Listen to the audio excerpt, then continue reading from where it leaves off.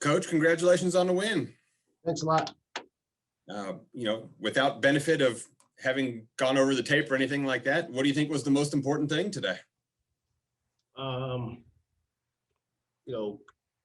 Counter to Wednesday night, we played with an unbelievable amount of urgency. And even though it wasn't pretty most of the night, we had a determination about us that we were going to do everything we could to put ourselves in position to win. And that's all we asked. That's why I was so disappointed the other day, because we didn't play with that fire and that grit to start the game. Now, we tried to get ourselves going late, and you can't do that in this league. So I was proud of the response that the guys had from a competitive standpoint. We defended at a high level for most of the night, and that was an Oklahoma State throwback win, that one that maybe Coach Sutton and Coach Ivey will be proud of. Earlier when the guys were in there talking too about, kind of pounding it inside and making that part of the identity, not just settling for 3-pointers. Was that part of the game plan going in, or was that something that they just took upon themselves when they saw what was happening out there in the flow of the game? No, we thought, we needed KB to show up and get going early, specifically with MA out. And then we always try to get Cade and Ice in there quite a bit. And so we made a conscious effort to play through them early inside. And we knew that we didn't want to fall in love with taking a bunch of jump shots. They're really, really good defensively at closing out and running you off the line. And we knew that would mean that guys were going to be making more one-on-one plays because the way they guard. So I'm not really surprised by the low assist number, but I am pleased that the guys stuck with the plan. We didn't start settling for a bunch of threes when it got late. I think we only took 13 for the game, and that's 50 minutes and not 40. So the guys stuck with the game plan and played with a great amount of urgency. Proud of Caleb today? Yeah. I get frustrated with him as much as anybody, but he knows that I love him like my own child. I just see so much in him. And I've talked about what I think his potential is numerous times. For him, he's just got to figure out how to do it every day. And that's the hard part. And it's what makes really good players really good, is because they do separate themselves from the average person who can only do it every now and then or have to be challenged to respond. But hopefully tonight's a step in the right direction. And with a quick turnaround, we'll see how it goes on Monday. Members of the media, if you have a question for Oklahoma State coach Mike Boynton, please click raise hand and we'll try and get to everybody. Our first question is going to come from Frank Bonner from the Tulsa World. Go ahead, Frank. Hey, Mike, going back to Caleb, how have you seen his post moves progress? He talked about in practice that he's been working on that a lot. Yeah, Coach Cunningham has done a really, really good job with him. I know everybody thinks he's just kind of a stick figure over there because his brother signed with us, but he played college basketball at a pretty high leple, played overseas, and has coached this game for a long time. And he's really helped. He's done a really good job of helping develop his confidence and footwork. He does a really good job every day with those guys. And I think because of that consistency with him, that he feels very, very comfortable when he's in there, especially one-on-one, that he can get to his spot and get a shot off. He's playing with a lot of confidence when he gets it in there. And obviously, Cade didn't have his best shooting night, but down the stretch, he hit the big shots that he needed to hit. I guess how nice is it to know that Cade can still do what he needs to do and not get in his head when he's not shooting well? Yeah, the most important thing for me is that he still took 22 shots, because that's what really good players do. You got to understand, he doesn't play for his percentages. I'm sure he would have rather shot better, but he, for the most part, tried to take the right shots. He played in attack mode. I thought there were a few times, especially early in the second half, where he was trying to drive into the lane. He got close and, maybe was getting bumped off his spot and didn't necessarily get the call. But I was glad that he stuck with that aggressive mentality throughout the game and obviously stepped up late and made some huge shots and free throws for us. Thank you, Mike. Our next question comes from Jacob Unruh from the Oklahoman. Go ahead, Jacob. Mike, were you overall pleased with kind of the final minutes of each, the second half and overtime's kind of the play selection and the choices made? Yeah, I can't remember the plays specifically. I know I think at the end of regulation it was tied and we let Cade kind of go make a decision. Missed a shot there. Thinking the overtime. I can't remember what happened, to be honest. I know we wound up getting a steal. He made a great play, and I know a lot will be focused on the things he didn't do well today.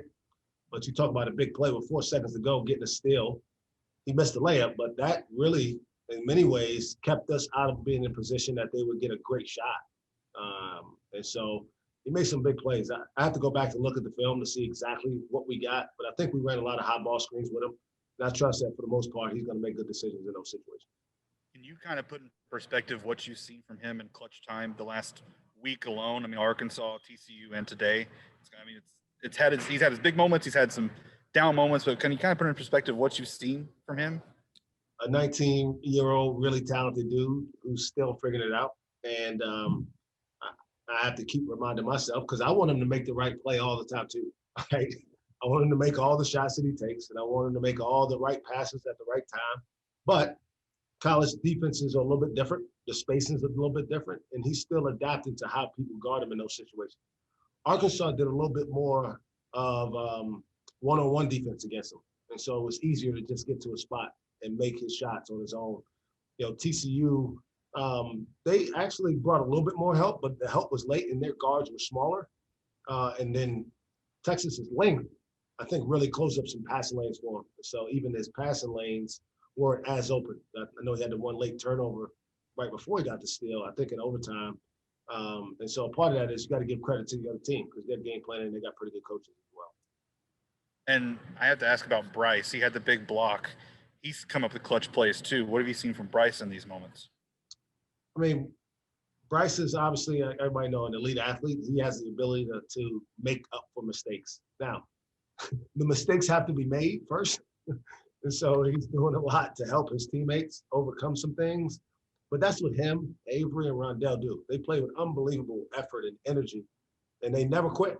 You know, Avery's, I thought, deflection on that lob pass in transition. I have to go back and look at the film. I wasn't close enough to see whether it was a foul or not. That was a big play because the kid ends up making only one free throw there. But those three guys bring incredible energy and passion to our team, and it's infectious. You know, and they allow for guys like Ice, who's still fighting this foot deal, to play 46 minutes. And it looks like he didn't do much, but we couldn't win this game without Isaac Likely out there doing what he did tonight. And one last one for me. What's MA's status? I don't know. You know, he kind of jammed his foot on Thursday at practice. I thought he was going to be able to go.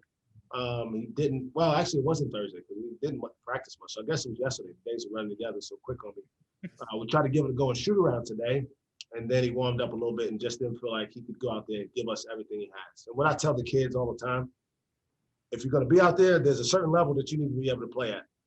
And if you can't play at that level, then you're going to be out there as a hindrance to our team rather than, you know, helping us have success. So we'll get another evaluation on tomorrow. We got a quick turnaround, so I don't know his status for Monday, but I'll have more information hopefully in the morning when we get back together. Awesome. Thanks, Mike. Our next question comes from Marshall Scott from Pistols Firing. Go ahead, Marshall. Yeah, Mike, it seems like a lot of times with Caleb's game, you can tell in the first few minutes whether he's going to have a good game or whether he's going to have a bad game. I think the first play you drew up was to him. Was that kind of to try and get him going early? Yeah, we challenged them, especially with MA out. You know, we knew we had to try to get something inside. They got great length, and maybe we could go attack them and get them in some foul trouble, which I think was a bit of a success, and got us to the free throw line. But when we play through him, I think he does feel like he's more of a part of it. And, you know, he's one of those guys, like talking about Cade, he can turn it on in the second half because he's going to make his hands when he plays. Maybe we got to make a concerted effort to try to run action for him, get him in position to get shots. We try to go through him again and start the second half. I can't remember exactly how that play went, but I think that certainly helps. Now, what we got to do at some point is get him to not be able to start the game great and still play well. Right? That's the ultimate sign, is that you just can't be all or nothing, right? And he's still growing in that area.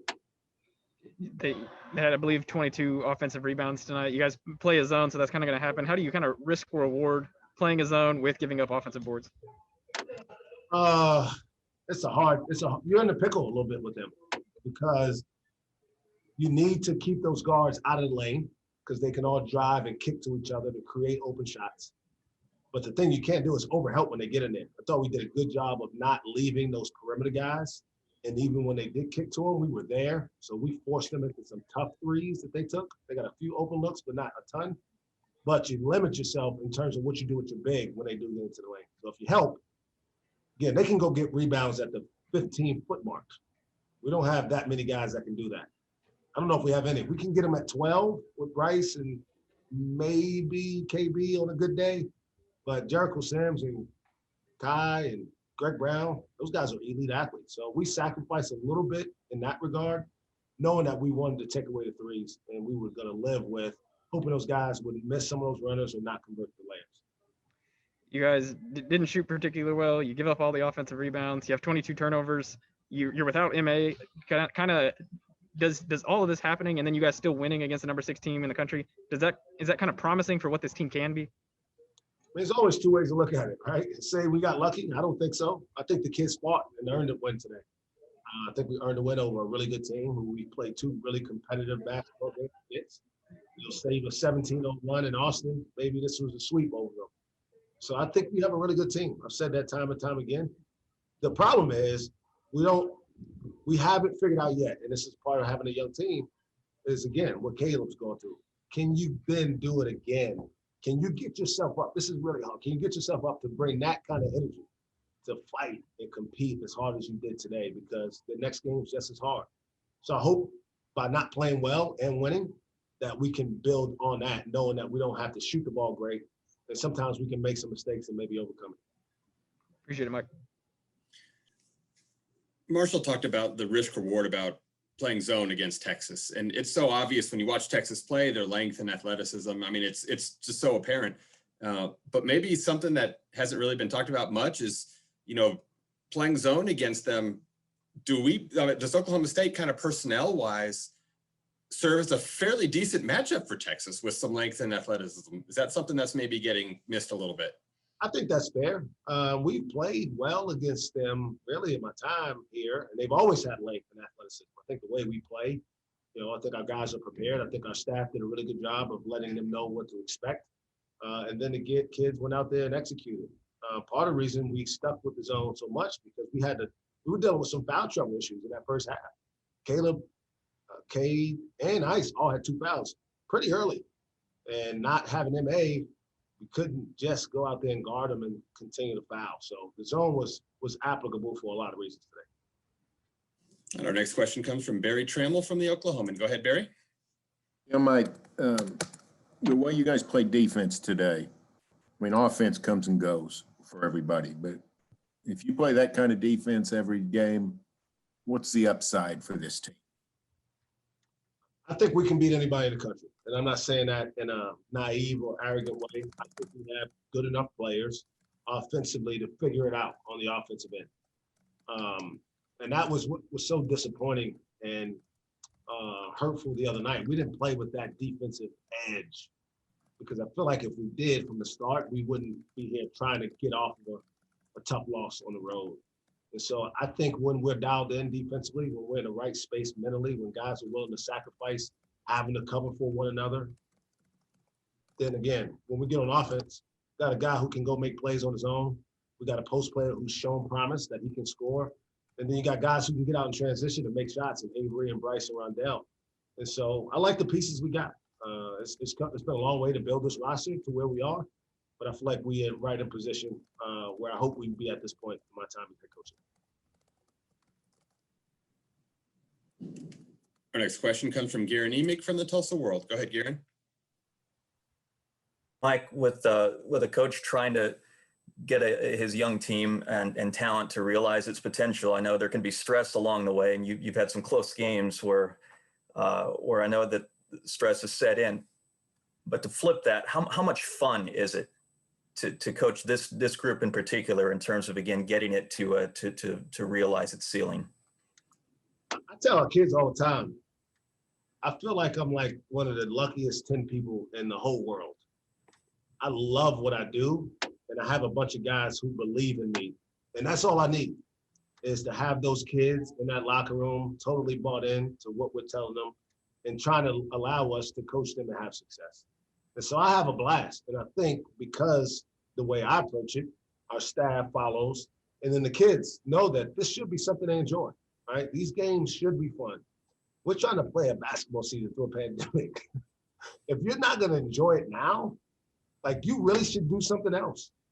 And so when you have a chance to go out there, and our crowd was terrific again, our students were unbelievable. Like, if you're going to go out there and play, you need to enjoy it. And when you play with the right kind of edge, the right competitiveness, it should be fun. And obviously the outcomes do matter, but the process also is really, really important. I think sometimes we get so focused, right? There's a balance you got to strike. You want the outcome. We want to win. But if you can't enjoy going through this, what we're doing every day with these kids, then I shouldn't be coaching. I should be doing something else. Are the young guys embracing what they need to learn in terms of coachability and that kind of thing? Yeah, I think so. It's not been easy, right? Sometimes you got to make guys uncomfortable to get the point across. Thursday's film session wasn't fun. That's a part of the deal you have to deal with, right? You got to look Kate in the eye and say, hey, man, when we get in a situation, we got to take the last shot. We can't go with however many seconds. Now, we also got to get back on defense. So those things are challenging because you got to know that the kids really know you care about them when you challenge them. And I think the guys have responded every time. Cade took his medicine, just like the rest of the guys, and he was ready to come out here and play and put our team in position to have success, no matter how good or bad he played individually. Thanks. All right, well, that'll do it for questions, but I feel like maybe we need to drop something in on the quick turnaround with KU coming up. Maybe can you look ahead to that one just a little bit here for best you can? I really can't, honestly. My head's throbbing. I'm exhausted. But I know they're really good. I know that. I know they got a Hall of Fame coach. I know they still, although they haven't had the success this year, kind of running through the league that they've had here in the last decade or so. But I know we won't be favorites, that's for sure. So we better get prepared and try to figure out how to deal with Dave McCormick and a really good defender, Marcus Garrett, and guys who can shoot, and the coach who will definitely have his team ready to play. All right, well, that'll do it. But before we let you go, is there anything maybe that we missed that's important to you that you want to make sure that we use this time to go over? Our students were sensational. I don't know how many games we got left or how many we're going to be able to play, but man, I can't imagine during this time playing the season that there's a better environment in college basketball than what we got going on in Gallagher Iron. So kudos to our fans, specifically our students, and I look forward to seeing them again when we get a chance to play here. Coach, thank you so much. Congratulations on the win. We appreciate you as always.